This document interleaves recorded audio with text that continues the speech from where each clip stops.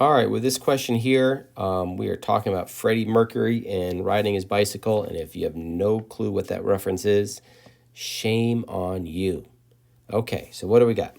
We have a gear ratio, and let's just remember the equation. Gear ratio is equal to the number of teeth. So we can do the number of teeth output over the number of teeth input. We could do the torque output over the torque input. We could do the diameter output divided by the diameter input, or we can do the RPMs or angular speed input, that's the only one that's different, divided by the angular speed output. Okay, so what do we got? We have teeth for A to B, so this is A's teeth and this is B's teeth. So we have NA is equal to 31 and NB is equal to 15. All right, and we have how many RPMs will his wheel spin if his pedals is A, so that's omega A is equal to 47.5, and omega B is equal to question mark. That's what we're solving for. So the idea would be this. We're going to get this equation for teeth. Bring that down there. Is equal to the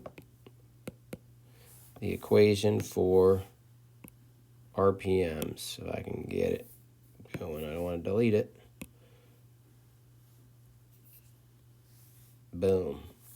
All right, so let's plug it in. So we have, and actually I'm going to do my algebra first because I like doing algebra first. I need to solve for omega B. So this is really going to be B and A is up here because it's flipped, and B is down there.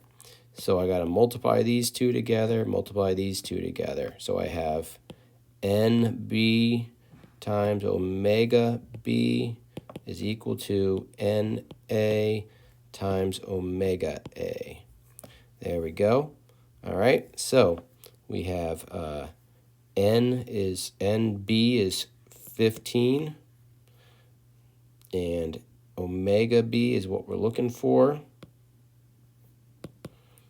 NA is 31, and omega A is going to be 47.5.